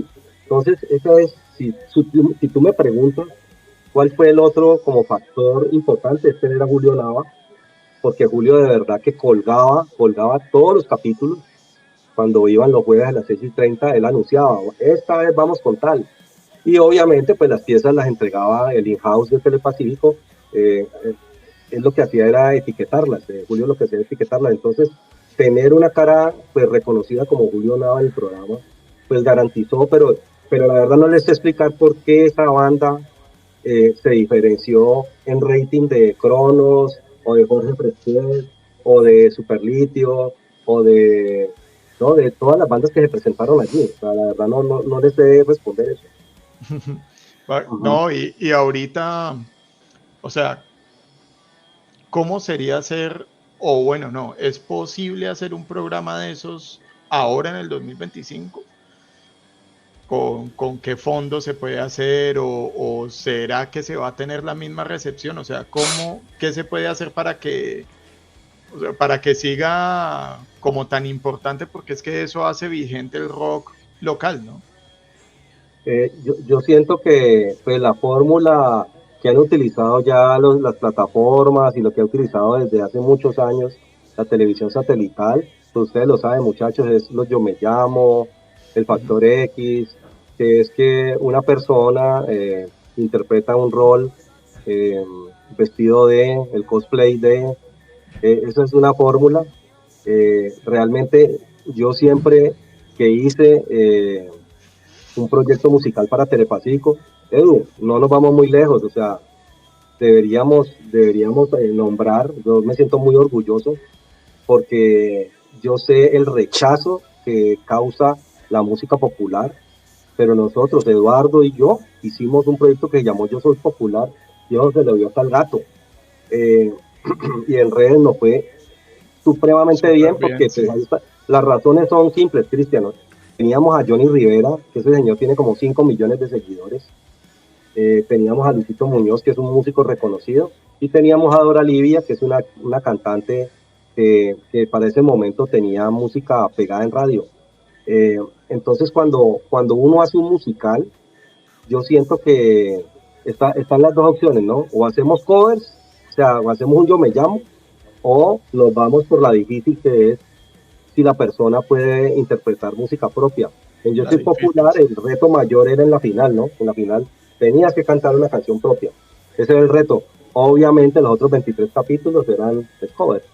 Pero cuando me haces esa pregunta, Edu, de si es viable hacer hoy un formato rock, con formato rock, hacer un proyecto, yo diría que siempre que sí. El rollo es cómo contar ese cuento para que la gente más chica que no ha escuchado sino reggaetón en estos últimos 25 años, en estos últimos 20 años, desde que empezó la gasolina hasta ahora, que yo creo que han pasado como unos 20 años, o sea, cómo lograr enganchar a un chico que toda la vida ha escuchado por sus papás, es un género pues, que definitivamente eh, no le debe causar ningún tipo de emoción porque pues no es lo que escucha ni con su entorno, ni con sus pares, ni con su familia, ni con sus padres. Entonces pienso que habría que meterle allí unas 3 neuronas más a ver cómo hacer que ese proyecto, que es musical y que ojalá tuviera el género pop rock, pudiera interesar a una nueva audiencia, ¿no? Es un reto, Edu, Cristian. Me parece que habría que echarle cabeza cómo podría ser ese reto, cómo podría ser escribir ese formato, cómo podría ser eh, tener esa ficha de diseño clara, ese mapa temático para poder decir, sí, esto se lo van a ver, a pesar de que hoy la gente pues joven, por lo menos está estigmatizada como consumidor de reggaetón. Sí.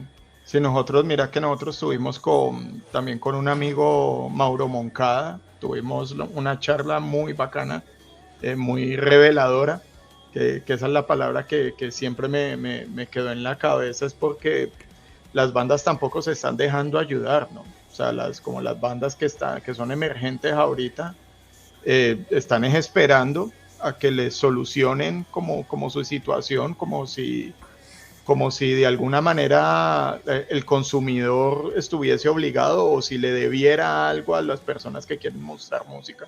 Y nos dimos cuenta de eso por boca de él, que las personas no se están dejando ayudar tampoco en este momento. O sea, piden como fondos para autosostenerse y todo, y no pasa en estos momentos con las bandas locales, lamentablemente. Eso sí es Mira que bien delicado. Miren que no hemos tocado otro punto. Yo fui dueño de bar, o sea, porque yo quise poner la música que me gustaba a mí. O sea, sí se me contrató como de Al Capone todo el tiempo, claro, hágale. bienvenido al Al Capone, porque pues yo sé que pues eso era mi sustento. Yo trasnoché como por 20 años en bares de Cali, pero tuve tres, yo logré tener tres. Uno fue Casa Jaguar, que muy orgulloso puedo decir que fue el primer bar de pogo en Granada, o sea, porque en Granada existían un par de barcillos que era, que era más bien tirando a gomelos, que ponían la música de moda en ese momento, que era el tropipop, y de pronto por allí ponían algún rockcito, pero no, el bar nuestro, Casa Jaguar, que es un homenaje pues a la canción de Ilia, Kuriaki. Ah, eso te iba a preguntar, la de Welcome to the Sí, Jaguar House. ajá, pero Sí, mira sí, que la sí. canción se llama Jaguar House, ¿viste? Entonces, Ajá. como poníamos rock en español, yo le quise poner Casa Jaguar y era una casa. O sea, era una casa esquinera que todavía existe, sino que la transformaron para mal, la volvieron como un almacén de muebles, no sé.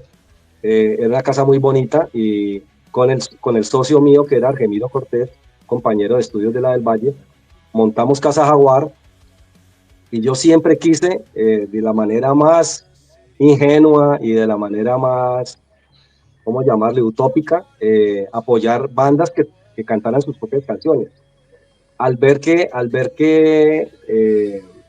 nadie se le medía, eh, lo que le dije a Jorge fue: Jorge, hagamos una cosa que yo he visto en Bogotá, porque ese bar lo conformamos en el año 2000, Pero un en momentico, Granada, cuando decís que nadie se le medía, ¿era qué? ¿A ir a tocar su eh, propia música?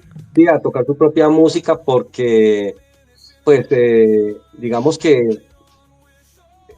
exigían un dinero que nosotros pusimos un tope, y el tope era por el consumo. Entonces, les decíamos, le daríamos tanto. Entonces todos, que es un poco creo que el tema que estás diciendo, Edu, no sé si era que no se ayudaban o no se querían dejar ayudar, pero el rollo era que uno veía como un ego muy, muy volado en las bandas de esa época de año, estoy hablando de año 2000.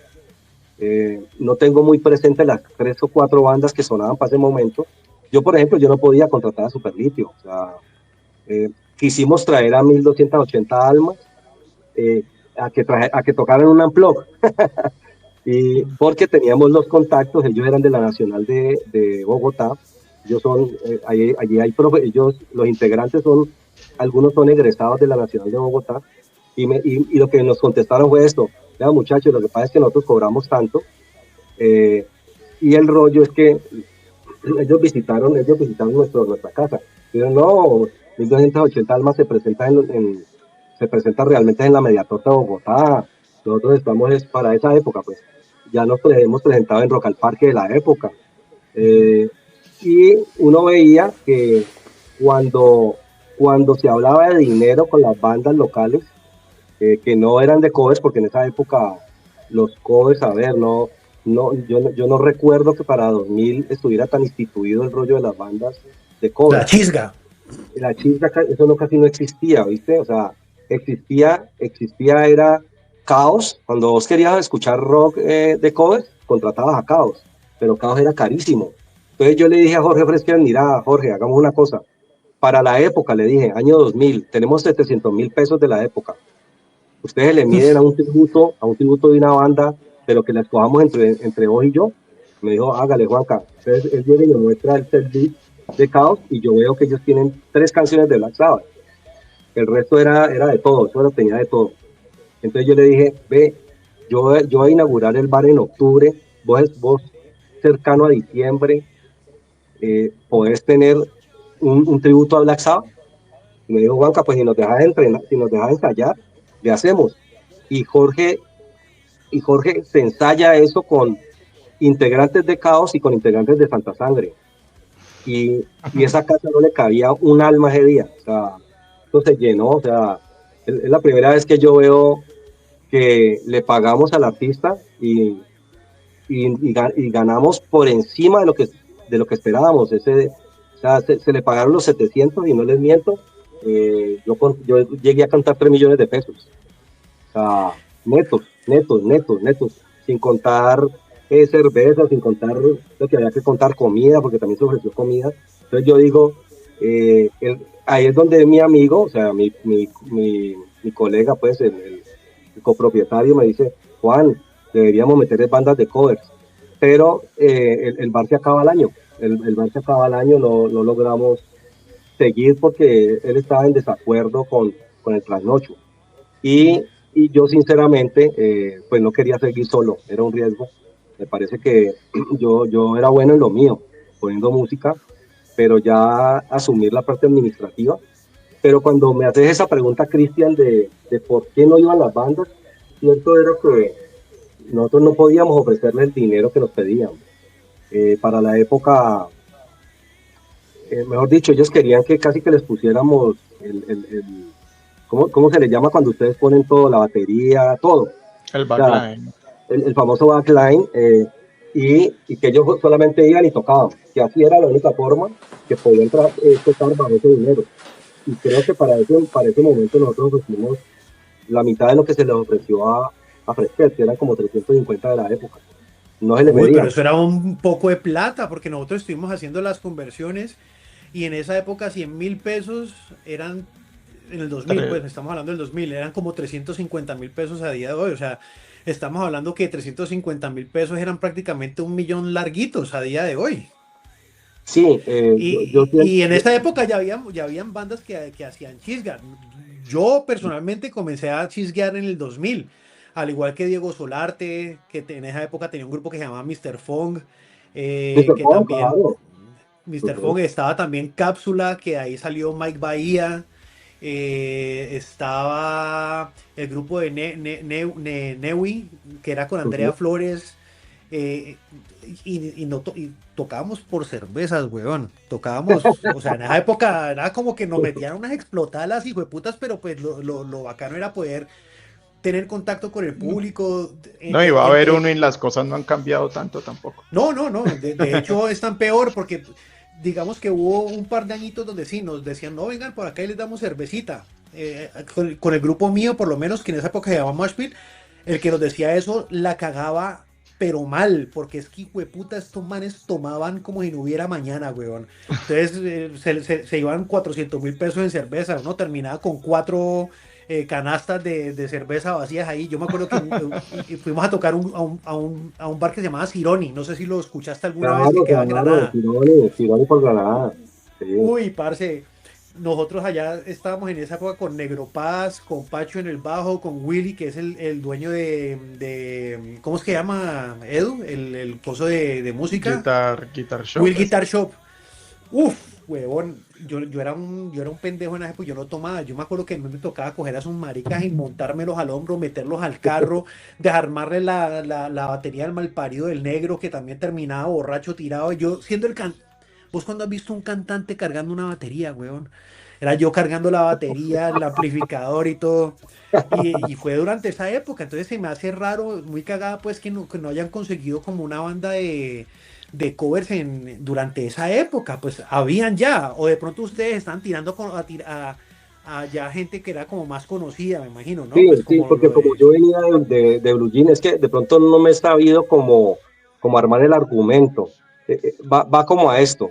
Yo siempre he creído, y eso yo creo que se lo he comentado siempre a Edu, el rock caleño, por eso puse el caso de los malparidos, llegaban en un BM, llegaban en un Mercedes. Entonces el rock caleño es como la antítesis de lo que sucede en otras latitudes. O sea, Sí, el rock caleño, y eso creo que se lo escuché una vez a Ferdi, a uno de los primeros guitarristas rockeros caleños, que tocó con los Flippers y con estas bandas de los 60 que tocaban canciones similares a los Beatles. Él se lo escuché una vez, me dijo, no, es que los rockeros, vaya a ver cuánto cuesta una guitarra en los 70, vaya a ver cuánto cuesta una batería, vaya a ver cuánto cuesta un bajo. Entonces era la gente realmente adinerada la que podía darse el lujo de comprar un bajo, de comprar una batería, de comprar una guitarra, y ese era el tipo de músico que había con canciones originales para la época. O sea, yo pues no quisiera aquí dar nombres ni apellidos, pero sé que la gran mayoría de bandas que pasaron por Blue Jean no eran precisamente de clase media, no eran de clase media, eran gente adinerada. Entonces, claro, cuando uno iba a negociar, no, pues parecía uno negociando no sé, como si estuvieras trayendo un grupo importado, un grupo del extranjero, no sé. Sentía uno como el rollo allí nosotros somos de mejor familia, ¿cómo nos vas a pagar eso? Entonces, es posible, Cristian, que la teoría mía vaya para allá, a que el rock colombiano, o sea, si a mí me nombran a Andrea Echeverry estudió en los Andes, ¿sí me hago entender? O sea, estamos hablando de los músicos top. Y de ahí para abajo empiezo yo a recordar, pues, o sea, entonces uno dice, el rock colombiano de los 80s, o sea, era gente que tenía el recurso para comprarse un buen micrófono, para comprarse una buena batería, para comprarse un buen bajo y para comprarse una buena guitarra.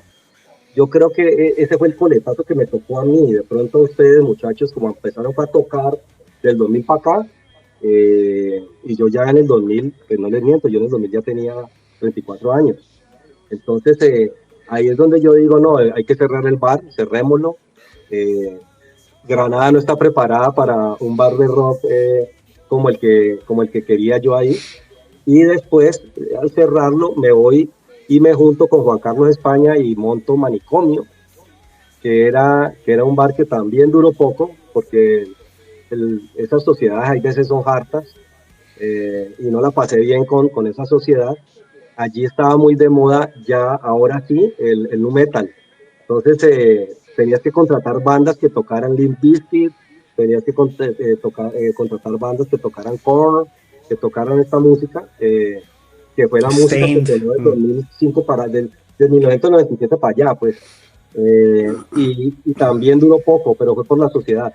Y el último intento mío fue en el 2014, muchachos, se llamó la Escuela del Rock, la quise montar como competencia de alterno.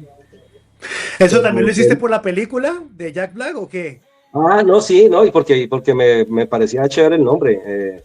Y mira que jugábamos con eso, ¿no? O sea, los jueves clases de español, los viernes clases así, y eran entonces los viernes Ah, poniendo. chévere, bacano, bacano. Le mamamos gallo a eso, pues, y los viernes clase de así, y los sábados era clase de, de, de rock, ¿cómo era que le poníamos? Alternativo, creo que era.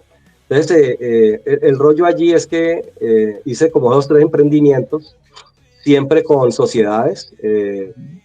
Siempre he creído que la música atrae público, claro que sí, pero yo siempre creo que lo que uno debe vender en un bar es experiencias, y vender experiencias es caro, me parece que es costoso, o sea, no es como montar 3 butacos y pongo una tarima y cante, no, siento que es un reto tener un buen bar y que ese bar tenga identidad, es una cosa muy difícil. Y vos hoy en día, por ejemplo, si querés ir a escuchar música en vivo, rockcito en vivo hoy en día, ¿a qué bares vas aquí en Cali? Mira que yo iba por amor a donde tocaba Edu, y siempre A la estación, ahí en Granada. y lo vi tocar en la estación. Eh, Antaño, o sea, si me hablas de antes, por ejemplo, el primer bar al que yo fui para ver tocar como cover, era Plaza Sésamo. Plaza Sésamo tuvo toda esa oleada de la moda grunge, del grunge. Ahí fue donde yo vi por vez primera tocar como bandas que tocaban sus propias canciones. Cuando fui, ¿Barahunda por ejemplo, fuiste? ¿cómo? Mira, ¿A Barahunda? a Barahunda era nuestra competencia, ellos tocaban era puro tropipop. O sea, el playlist del señor que ponía la música ya era pura tropipop. Entonces estaba de moda todo eso, Sin Bandera, toda esa vaina. La música de ese Sí. entonces, y obviamente Carlos Vives está en su furor. Nosotros no poníamos nada de eso en Casa Jaguar. También estaba Guitarra y Farra. Guitarra y Farra también fue muy famoso. Claro que ese era más rumba, ¿no? Pues Por yo en ejemplo, Barahunda llegué a tocar rock. Allá yo fui a tocar, me acuerdo mucho del dueño Iván Bermúdez, él abrió muchos bares, después tuvo la Iguana Roja, tuvo varios y yo siempre estuvimos tocando allá con ellos. Pero Barahunda a mí me tocó rock y allá también, de hecho allá fue la primera vez que conocí a Julio Nava, que la primera vez que lo dije, este hijo de puta es enorme, me acuerdo, esa fue mi primera opción, ese man era altísimo. Y Exacto, sí. bueno, sí, es altísimo, sí, me acuerdo que era un man bastante imponente, bien grandote. Y Barahunda era muy chévere también, que ahí, eso era Granada también. No, sí, no, era sí, diagonal a Casa Jaguar, era diagonal. Y a la Eso vueltica era. quedaba el desván. Es que éramos el los 3 bares, desván, éramos los tres claro. bares, era Barahunda, el desván a la vuelta y nosotros diagonal a Barahunda. La Bueno, chisga de hoy fue por eso. uh-huh. Ustedes fueron los ¿Qué? precursores de la chisga moderna. Uh-huh. Pues moderna, por decirlo así, ¿no? Porque pues la chisga se quedó pegada en el tiempo. Pero ahí fue cuando empezaron a tener finalmente tarima los grupitos de rock para que fueran a mostrar su música. Y sabes que, ¿crees que te diga algo bastante interesante? Que este tema lo tocamos con Mauro Moncada. No sé si lo Uh-huh. conoces, él es de Cali Music Hall. Claro. Eh, con Mauro nos dimos cuenta de algo, le preguntamos, vení, weón, ¿y vos por qué no trae gente de reggaetón acá a Cali? Me dijo, weón, lo que pasa es que acá no hay espacios para el reggaetón. Y yo, ¿cómo así, weón? Siendo el reggaetón, pues en este momento lo que está de moda, ¿cómo es que los grupos de rock tienen más lugares donde mostrar su música aquí en Cali? Eso me parece tan chistoso. Sí, fue increíble. Sí, porque hay 10, 15 bares aquí en Cali donde uno puede, como banda de rock, uno puede ir a mostrar su música, pero acá vos no puedes ir a escuchar reggaetón en vivo, a menos de que sea pues un concierto ya bien armado y todo. Un reggaetonero no puede ir a un bar a decir, no, pues venga, tíreme ahí 300 lucas y tocamos un repertorio de reggaetón bien sabroso, ¿no? Eso no pasa acá. Sí, que Sí, donde uno quiera encuentra más rock que cualquier otra cosa. entonces miren que cuando ya, pues yo veo que se empiezan a cerrar como las puertas de yo tener el negocio de mi cuenta, entonces yo digo, no, pues sigamos pegándole al Al Capone. Y yo digo que la persona que yo vi que realmente hizo del bar, o sea, tengo que reconocer eso, lo tengo que decir hoy. La persona que hizo de un bar una experiencia fue el dueño de Alterno. Él se llama Luis Fernando Gómez, Lucho. O Hmm. sea, Lucho para mí es una persona que él no es que fuera rockero, él no era una persona que yo dijera, no, es que Lucho también toca guitarra o es cantante. No, Lucho era una persona que había tenido otro tipo de negocios y él me dijo un día, me dijo, Juan, lo que pasa es que yo quiero traerme a la gente que tuvo tanto éxito con Planeta, traérmela para acá los sábados y a vos meterte los jueves y los viernes, Juan. Y yo acababa de cerrar Casa Jaguar. Y tengo que reconocer algo, y es que lo que Lucho hizo es lo que yo hubiera querido haber hecho. O sea, Lucho hizo, ¿qué no hizo el alterno? Hizo fiesta de espuma, hizo una vaina que terminó incendiando ese bar, y menos mal yo no estaba ese día. Hizo una vaina con fuego y el bar se quemó. Ese bar se quemó. Eh, eh, fui testigo y protagonista, puse la música. Él todavía lo sigue diciendo, Juan, ¿se acuerda del día que nos entraron 1500 personas en ese chuzo? Y yo me sentía Guetta, David Guetta. O sea, yo nunca le había puesto música a 1500 personas, Cristian y Eduardo. La verdad, no, en la vida, eso eran 1500 personas llenas de espuma bailando, saltando, Ese, o sea, porque allá lo que se ponía era el ska, ¿no? El protagonista de ese bar era el ska. Entre el 2000 y el 2015 es un público que creció con ese bar y se envejeció con ese bar, pero lo que más se bailaba allá era ska y el pogo era con nu metal. Entonces allá hay anécdotas de que yo tengo amigos de Juan Carlos, yo ya perdí 2 dientes en un pogo, tengo amigos. Cristian Velázquez, una persona que trabaja en Telepacífico, siempre me señala los 2 dientes, siempre me lo señala. ¡Pam! Perdió en un codazo, le volaron 2 dientes en un pogo en alterno. Entonces, yo tengo que reconocer de corazón que Lucho montó un gran bar, dejó de verdad como un legado. Y ahora, en unos pocos meses, yo voy a poner música en una fiesta que él le dio por llamar Star Wars. Entonces, allá voy a estar en esa fiesta. Voy a ser el Al Capone de los discos de eso. Yo en Alterno, tengo unos recuerdos brutales de Alterno. A mí me tocó las fiestas de espuma donde uno salía vuelto mierda, weón, porque la espuma le llegaba a uno hasta la cintura. Y me acuerdo que el primer concierto brutal en mi vida, pues así que yo dije, habían como 1000 personas. Y dije, puta, ¿qué es esta mierda? Y empezamos a tocar System of a Down y la gente allá se empezó a dar pata, pues me pareció una locura. Yo no te voy a mentir, Juanca, yo era recontra yupi, yo no salía a esos lugares y yo llegué allá y un poco de momias, huevón, y gente dándose pata con esas botas con punta de metal.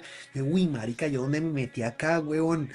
Y, uy, pero en verdad que de las experiencias bacanas que he tenido ha sido tocar allá en Alterno. Lástima que eso murió, porque es que habían muchas bandas que iban a tocar y era un espacio donde iba mucha gente a ver las presentaciones en vivo. De hecho, nosotros estuvimos en un concurso de Universal Music a nivel Ujú. nacional, con Sí, sí, sí. 500 bandas, 600 bandas, y la final fue la presentación en Alterno, y allá fueron a los pesos, pues los Pluma Blanca de Universal, fueron allá como jurado y cerrado Alterno solamente para las bandas. Me pareció bastante interesante. Yo me imaginé que Alterno iba como a trascender, ¿no? Esos manes, yo no entiendo qué es lo que pasó, por qué se vino El, para abajo. el incendio, yo creo que con el incendio se le No, arropó la mía. Ah, No, no, no, no, de, no, no, fue, créame que yo fue sí el sé qué pasó. accidente de Lucho, ¿no? No, yo sí sé qué pasó. La verdad es que el dueño, Lucho, Luis Fernando se Gómez, accidentó. sufre un accidente fatal, pues harto, fatal no pues porque no se murió, pero es un accidente terrible, terrible que lo deja en silla de ruedas. Y Lucho era el alma de ese sitio, o sea, él se inventaba donde entraron las 1500 personas, fue una fiesta de disfraces. Y esa fiesta de disfraces creo que estaba relacionada con, ya no recuerdo qué película de terror era, pero los mejores 5 disfraces esos salían con pantalla plana, con nevera, salía, no, eso eran unos premios, pero uno decía, ¿de dónde Lucho, mano? Y Lucho lograba ese tipo de cosas. Yo admiro muchísimo a Lucho. De verdad, un abrazo inmenso, un saludo. Eh, él fue un pionero en eso de hacerte sentir muy bien dentro de un bar rock. Creo que fue el De primer vender bar una rock experiencia. que te brindaba experiencia. Yo nunca logré eso, mira, y tuve 3. Mm. Porque como yo era el que ponía la música, entonces, a ver, o pongo música o atiendo, pues. Y creo que, pues, Lucho era una persona que realmente sabía atender a su clientela. Y, y los 31 de octubre, fiesta de 1000 personas, era fiesta de disfraces de Halloween, con premios que yo digo, bueno, hombre, para la época eran unos muy buenos premios y eso se llenaba. Y el de las 1500 personas fue en una fiesta de disfraces de Halloween allí en Alterno. Entonces, un abrazo para Lucho. Qué A mí me bacano. parece que a día de hoy como el único bar que te está vendiendo como una experiencia, porque es que finalmente de eso se trata. Vos entrar a un sitio y como que te desconectes de tu vida y digas, pues puta, estoy en otro lugar. Me parece que es Bourbon hoy en día. Vos entras allá y te sentís en verdad como en New Orleans. Bueno, a pesar de la música, porque en verdad la recontracagaron con la berraca música, sería una chimba si hubieran continuado pues con el motivo de la música de verdad allá, incluso blues o meterle jazz, pero no, a uno allá ya hasta reggaetón escucha, hermano, pero pues la gente sigue yendo y sigue llenándolo, eso allá cualquier fiesta que haga se llena, es un Sí, éxito, la pero experiencia ya es brutal, weón. Sí, y de hecho yo eso creo es que eso. todos los bares de hoy en día son como copias de Bourbon. Vos vas al Faro y quieren hacer algo parecido, hasta la carta, que las alitas, que todo esto es muy parecido. Pero sí, lástima lo de Alterno, en verdad que sería muy interesante ver qué pasaría con un Alterno hoy en día. Muy chévere. Sí, pues tendrías que volver a resucitar gente que yo creo que, pues, al estar en sus 40, Cristian, Edu, eh, no sé si sea fácil hacer salir de sus casas ya una persona después de los 40. Sí, Ahí sí. toca, ahí toca mirar a ver qué tipo de, sí, como de dispositivo tenés, de idea, para llevar ese público que de verdad, es que no, es que se veía que disfrutaban. La gente salía a bailar música rock, porque era ska, bueno, era ska, obviamente, pero también pogueaban. Y, y siento que la importancia de los bares está precisamente en eso, en hacerte vivir algo que no encontrás sino allí. Por ejemplo, yo iba mucho a los bares de la Quinta, que tenían este sello del hard rock. Entonces, por ejemplo, yo admiro también mucho a otro Lucho, a él se le llama Lucho Lennon. Él tuvo Lennon, Mm. después tuvo Retro y ahora tiene uno que se llama, está en la quinta ahí que se llama TNT. Si hay alguien que conoce de esa música, es Lucho Lennon.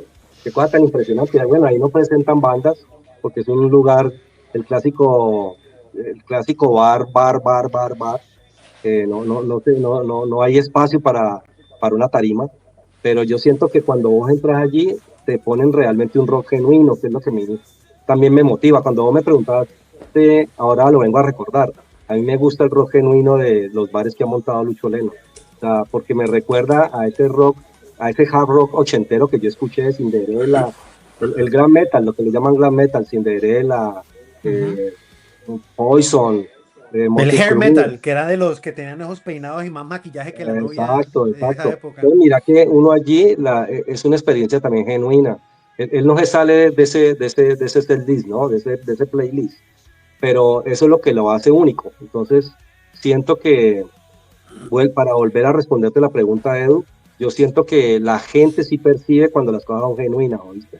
O sea, yo diría que ese sería el primer ítem a tener en cuenta si quisiéramos desarrollar o un proyecto audiovisual o un proyecto en línea bar, que la gente sepa que está en algo que es creíble, o sea, que es Ujú. verosímil, que no te están metiendo el dedo a la boca, pues, que no es pose, que no es pose, que no es solamente Exposure, arte y sí, decoración. sí, Sí, algo sí. genuino. Nosotros, de hecho, habíamos hablado en algún momento de hacer algo así en Bourbon, ¿no? Que era usarlo como si fuera un jam studio, que Ajá. hacer como entrevistas ahí de bandas que llegaran, grabarlas en vivo y que presentaran ahí su música de una vez. Y eso lo llegamos a hablar. Juanquita, ¿Listo? mi hermano, muchísimo. Última pregunta, eso sí. Esta Nosotros, está obligada con todos estás nuestros obligada, invitados sí. porque somos rockeros de corazón.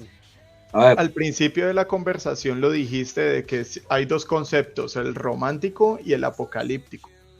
Nosotros hemos entendido mucho eso, obviamente según a quien se le pregunte. Tiene la respuesta más inclinada a uno de los dos lados. Juanquita, ¿el rock ha muerto?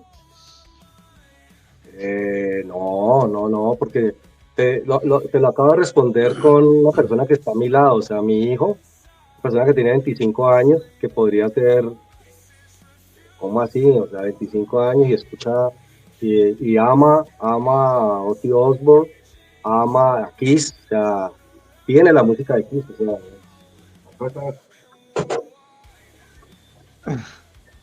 no,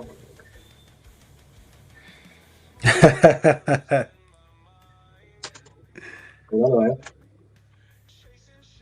¿Y esos Muy son de bien. él? sí, esos son de él, son de él.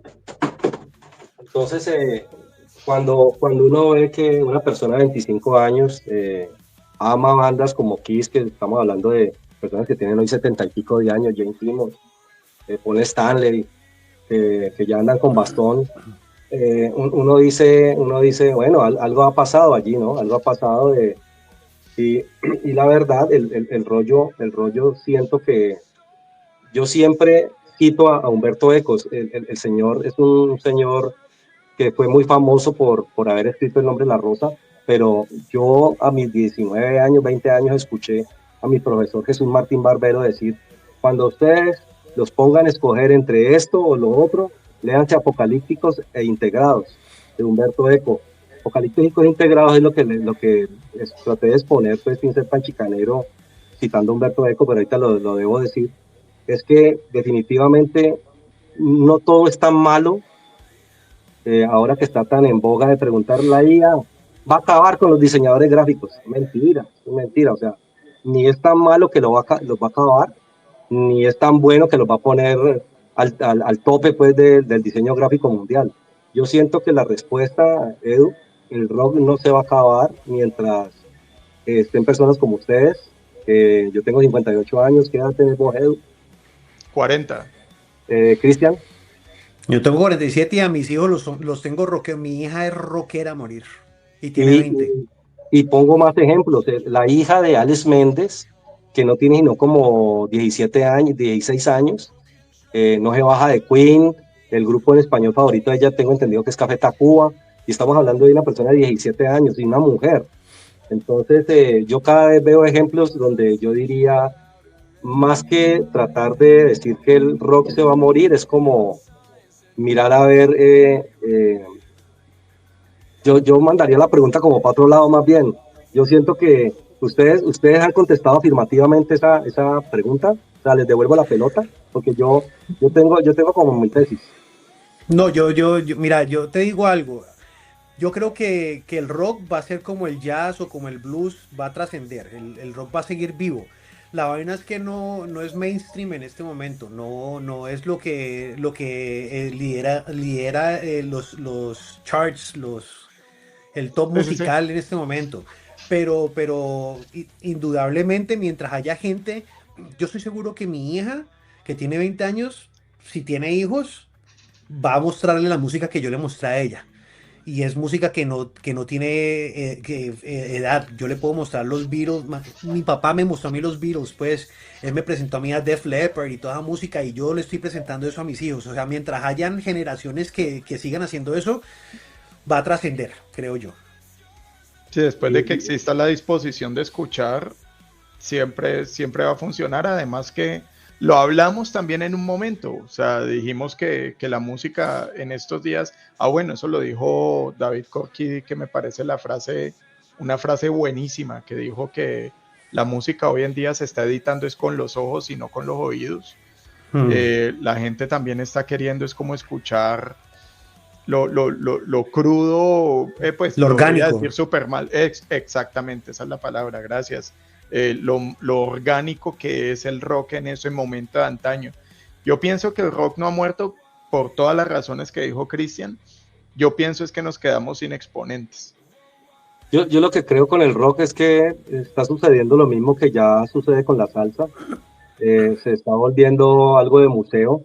De hecho, ya hay en el Obrero hay un museo de la salsa.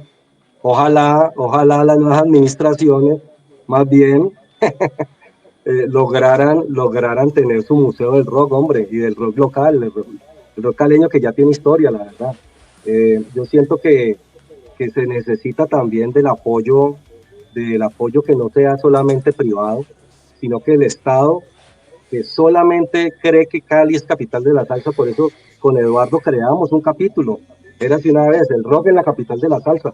Para mí ese es como el resumen, ¿no? O sea, cuando a mí me dicen, Juan Carlos, el rock en Cali estará muerto, yo digo, hemos logrado sobrevivir en Cali porque el rock ha estado presente en la capital de la salsa y no sé, me gustaría, y ahí es donde yo les diría que el rock no está muerto.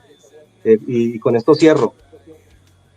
Si hacemos un escáner de cuántos bares hay en la ciudad de Cali y se comparan con la gente que realmente va a una discoteca donde solamente pongan salsa, el que la quisiera ver, a ver si la cantidad de bares de rock no es infinitamente superior a los Totalmente. sitios donde se pone solamente salsa. Porque hoy lo que se pone en Cali no nos echamos mentiras, es reggaetón. Uh-huh. Sí, o lo Entonces, Sí, pero, pero, el fusionan. rock no pero está si vos muerto. querés escuchar música en vivo, hoy se puede escuchar mucho más fácil rock que salsa, que reggaetón, que bachata, que lo que te dé la gana. En este momento el rock manda en Cali en música en vivo. Hay mayores alternativas de rock, todas las que quieras.